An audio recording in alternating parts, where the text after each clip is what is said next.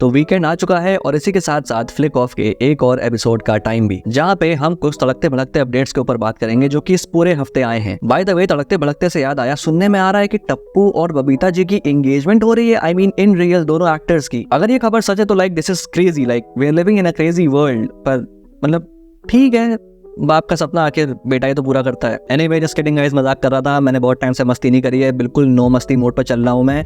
तो अभी सीरियस होते हैं और आगे बढ़ते हैं फ्लिक ऑफ एपिसोड 5 के साथ। Stay tuned.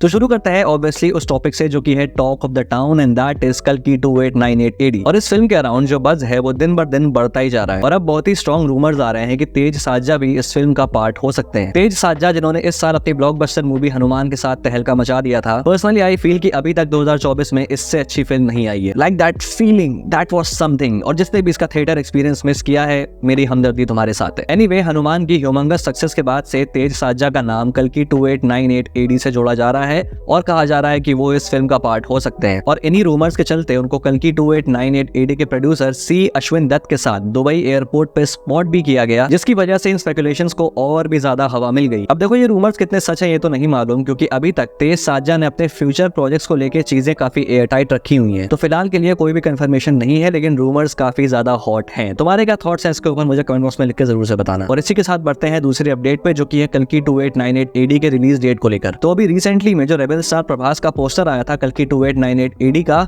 उसमें कोई भी रिलीज डेट मेंशन नहीं थी, जिसको देख के फैंस डर गए कि शायद ये फिल्म डिले होगी और फिल्म की जो इनिशियल रिलीज डेट है 9 मई, उस पे फिल्म नहीं आएगी। लेकिन घबराने की कोई बात नहीं है, क्योंकि फिल्म डिले नहीं हो रही है। अमिताभ बच्चन जो कि इस फिल्म में एक इंपॉर्टेंट रोल प्ले कर रहे हैं, उन्होंने रिसेंटली अपने ब्लॉग पोस्ट में इस फिल्म को लेकर एक इंपॉर्टेंट अपडेट शेयर करी। तो उसमें लिखा था, late again but late from work last night as the completion of कल्कि approaches, and as has been informed, it is May 9th of the release, so last efforts to get all in shape and in order to bring to all an experience that promises the vision of the makers। तो इस post से ये चीज तो confirm हो जाती है कि फिल्म 9 मई को ही आ रही है एंड बहुत ही जोरों शोरों से काम चल रहा है इसके कंप्लीशन को लेकर, ताकि डेडलाइंस को मीट किया जा सके। बढ़ते हैं अगली अपडेट पे, जो कि है YRF स्पाई यूनिवर्स को लेकर। तो YRF स्पाई यूनिवर्स की लास्ट मूवी थी टाइगर 3, जो कि एवरेज रही बॉक्स ऑफिस पर, और टाइगर 3 के एवरेज बॉक्स ऑफिस रिस्पॉन्स की वजह से मेकर्स को YRF स्पाई यूनिवर्स के फ्यूचर को लेकर काफी कुछ रिकंसिडर करना पड़ा। प्रोजेक्ट्स होल्ड पे आ गए, स्क्रिप्ट चेंज हो गई और पठान 2 जो कि YRF स्पाई यूनिवर्स के प्लान में ही नहीं थी,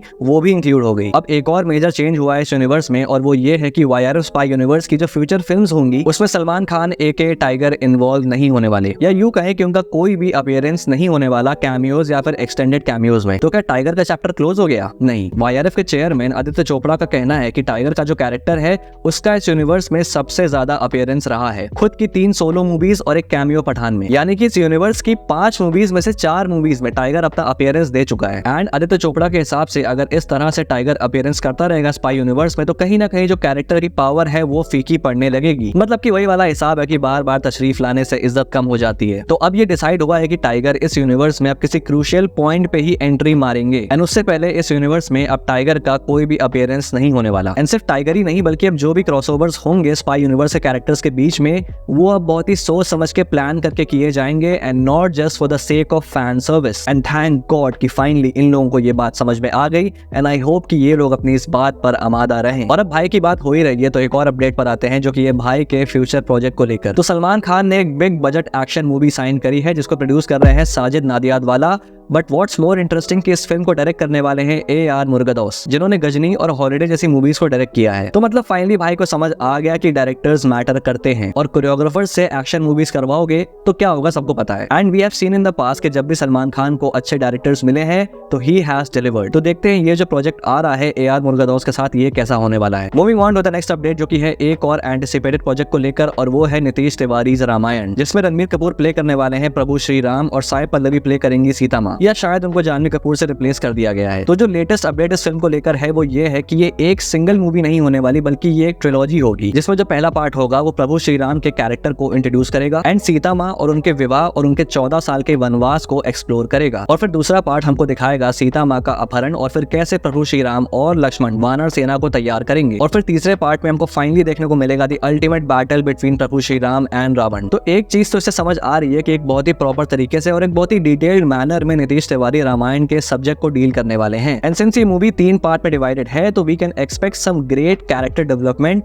and a proper and intricate representation of Ramayan. अब नेक्स्ट अपडेट भी नीतीश तिवारी की रामायण के ही बारे में है। तो अभी तक जैसा सुनने में आ रहा था कि इस फिल्म में विजय सेतुपति विभीषण का रोल करने वाले हैं, लेकिन रिसेंट रिपोर्ट्स के अकॉर्डिंग उन्होंने इस रोल को रिजेक्ट कर दिया है क्योंकि वो अभी विलन कैरेक्टर्स को प्ले करने से रिफ्रेन करना चाहते हैं। तो अब उनकी जगह विभीषण का रोल प्ले करने के लिए हरमन बवेजा को कास्ट किया गया है। हरमन बवेजा नोन या मैं कहूँ not known for his movies like love story 2050 and what's your राशि। भाई यार मुझे यकीन नहीं होता कि मैं बचपन में एक्चुअली में लव स्टोरी 2050 के लिए एक्साइटेड था, लेकिन ऑल दैट असाइड रिसेंटली वो एक नेटफ्लिक्स के सीरीज में भी फीचर हुए थे जिसका नाम था स्कूप एंड उन्होंने काफी बढ़िया काम किया था टू बी फ्रैंक। तो उम्मीद लगाई जा सकती है may be he can surprise us with his portrayal. अब बढ़ते हैं अगली अपडेट की तरफ जो कि है कंतारा अ लेजेंड चैप्टर 1 को लेकर। तो कंतारा अ लेजेंड चैप्टर 1 जो कि स्लेटेड है 2024 के एंड में रिलीज होने के लिए, सिवाय एक फर्स्ट लुक के हमें और कुछ भी देखने को नहीं मिला, लेकिन एक हॉट बज है कि इस फिल्म में जूनियर एनटीआर एक पिवटल रोल प्ले कर सकते हैं। वेल एक्चुअली में ये बस सरफेस हुआ जब रिसेंटली में जूनियर एनटीआर ने इंस्टाग्राम पर एक फोटो पोस्ट करी ऋषभ शेट्टी और प्रशांत नील के साथ, जिसकी वजह से ये स्पेकुलेशंस को हवा मिली। हाँ यार मतलब नॉर्मली मिलने भी गए होंगे लेकिन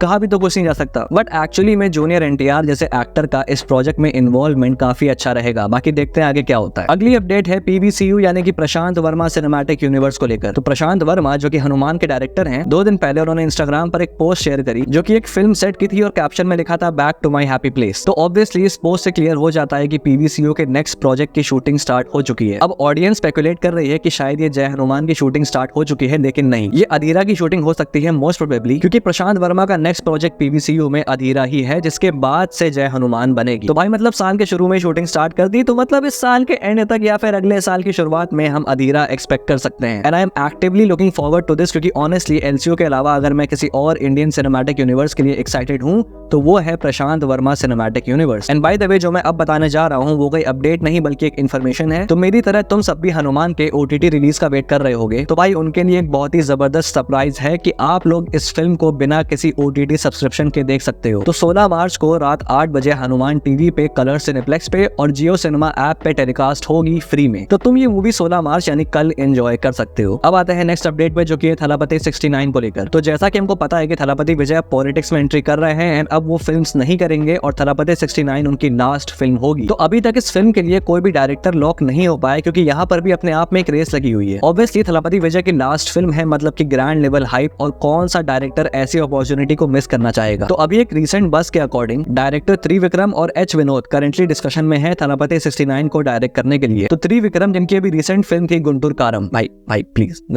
नहीं, एंड एच विनोद जो कि एक्चुअली में एक अच्छे डायरेक्टर हैं जिन्होंने थीरन जैसी मूवीज को डायरेक्ट किया है, लेकिन उनकी भी रिसेंट फिल्म्स में वलीमाई और थुनिवो आती है। भाई नहीं, आप भी नहीं प्लीज।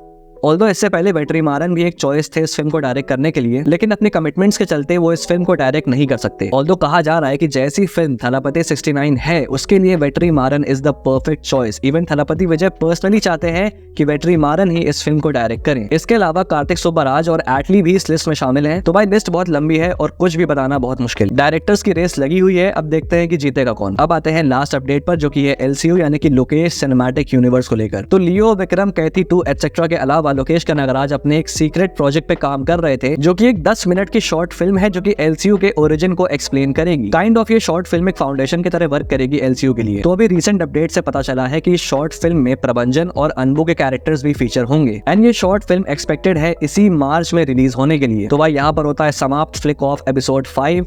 बाकी तुम्हारे क्या थॉट्स हैं मुझे कमेंट बॉक्स में लिख के जरूर से बताना, और अगर वीडियो पसंद आए तो लाइक कर देना, और अगर पहली बार यहाँ पे आए तो सब्सक्राइब करना मत भूलना ऐसी और वीडियोस के लिए। Till then this is your pop culture signing off. We'll see you guys in the next video.